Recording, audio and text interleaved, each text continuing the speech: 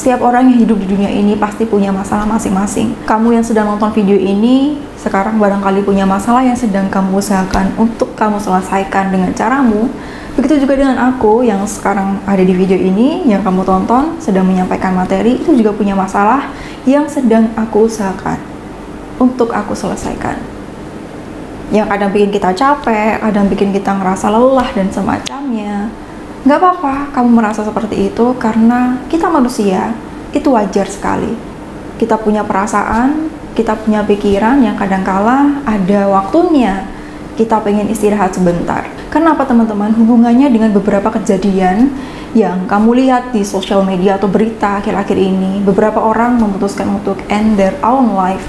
Mohon maaf, BD, nggak usah aku sebutin dengan jelas ya. Fakta yang pertama, korban adalah seorang perempuan berusia 22 tahun, merupakan mahasiswi Fakultas Kedokteran Hewan UNER. Dan pada saat meninggal, korban ini sedang pada tahapan koas, di mana korban dikenal oleh lingkungannya merupakan sosok yang pendiam, sosok yang sangat baik, dan juga sosok yang pintar. Karakter korban ini juga diperkuat oleh statement atau pernyataan yang dikeluarkan oleh ayah sambung korban yang mengatakan bahwa korban ini dikenal sebagai anak yang baik, pendiam, dan juga tertutup, teman-teman. Nah, ini kita akan menggali fakta dari karakter yang orang-orang sekitar sebutkan tentang korban, hubungannya dengan surat yang korban tinggalkan. Dalam surat wasiat yang ditujukan kepada ibu korban, di situ korban menyebutkan ada kalimat seperti ini, teman-teman. Aku tak pernah membuat keputusanku sendiri dalam hidup ini. Sekarang inilah bagaimana aku menunjukkan kebebasanku. Kalimat aku tak pernah membuat keputusanku sendiri dalam hidup ini. Hal ini menunjukkan bahwa kemungkinan selama ini korban adalah tipikal anak yang selalu menuruti apa yang orang tua katakan, apapun itu, meskipun dia nggak suka. Yang mungkin nggak sukanya ini dipendam, entah dengan alasan takut membuat orang tua kecewa, takut membuat orang tua sedih, jadi lebih amannya nggak apa-apa deh aku lakuin, meskipun aku sebenarnya nggak suka, asalkan orang tua bahagia. Jadi ada kecenderungan mengorbankan perasaan sendiri untuk kebahagiaan orang lain. Apalagi tadi disebutkan dari ayah sambung korban juga, begitu juga dengan dosen yang mengatakan bahwa korban ini adalah orang yang pendiam dan dikenal sebagai orang dengan kepribadian yang tertutup. Jadi buat orang tua di luar sana, jika menjumpai anak tidak pernah membantah, anak selalu menuruti segala apa yang orang tua katakan, ini malah justru perlu dipertanyakan.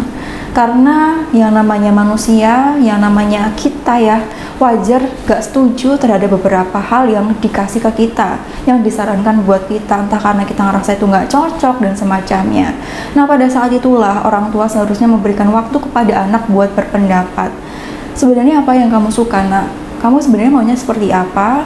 Ayo kita diskusikan. Jadi proses ngobrol, proses komunikasi anak dan orang tua ini bentuknya diskusi, bukan memerintahkan, bukan menyuruh anak harus begini, begitu, dan semacamnya.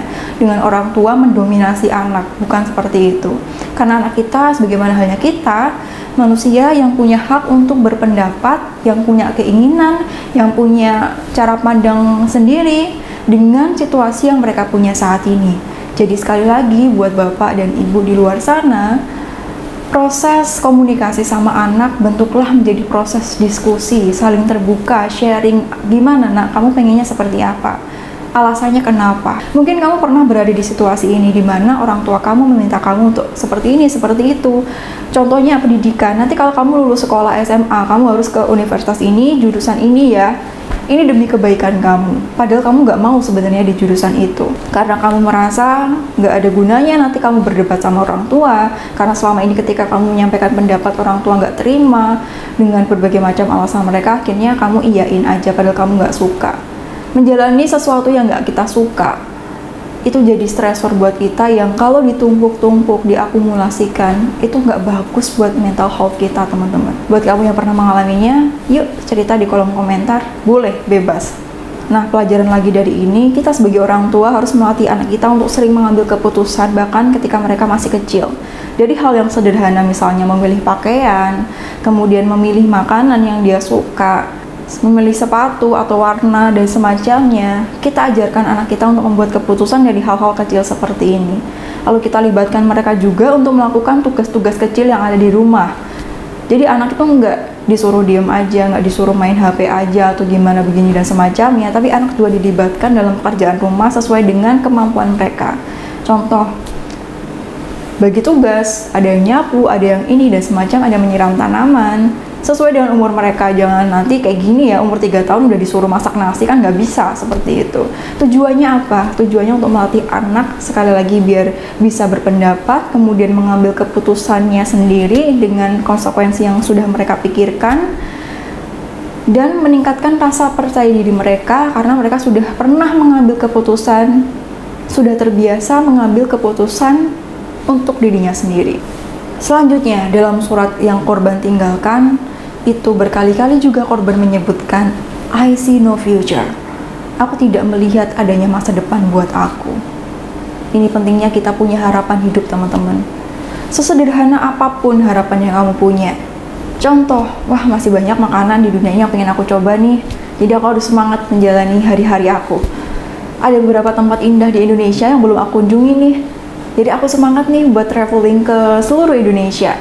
Nah, ini yang bisa kita jadikan pembelajaran buat kita, teman-teman yang sedang berusaha untuk menghadapi hidup ini dengan penuh makna, dengan segala upaya yang kita lakukan, berusaha untuk menjadi pribadi yang lebih baik lagi setiap harinya, dengan belajar dari apa yang terjadi di sekitar kita. Usaha kamu nggak akan sia-sia. Allah yang bilang itu, bukan aku. Jadi seperti itu teman-teman yang bisa kita pelajari dari surat yang korban tinggalkan buat keluarganya. Jadi beberapa poin yang aku sampaikan tadi, semoga bisa memberikan pembelajaran buat hidup kita untuk jadi orang yang lebih baik lagi ke depannya. Ingat, kamu kuat, kamu luar biasa. Jika Allah izinkan kita masih bernafas sampai detik ini, Allah punya pesan buat kita, Allah punya tugas buat kita untuk menjadi manusia yang bermanfaat untuk diri kita sendiri dan juga orang-orang di sekitar kita. Kerikil yang kamu injak setiap hari di jalan pun, itu Allah kasih tugas untuk menjaga keseimbangan dunia ini. Apalagi kamu sebesar ini, kamu yang berharga luar biasa. Jadi ayo, semangat. Jadi seperti itu teman-teman, semoga Allah memberikan keberkahan buat kamu, kesehatan secara fisik dan juga mental, dan juga kebahagiaan. Sampai jumpa di video selanjutnya bersama aku, Devi Smita. Wassalamualaikum warahmatullahi wabarakatuh. Jaga diri kamu, jaga kesehatan kamu, karena kamu berharga dan kamu berhak untuk bahagia.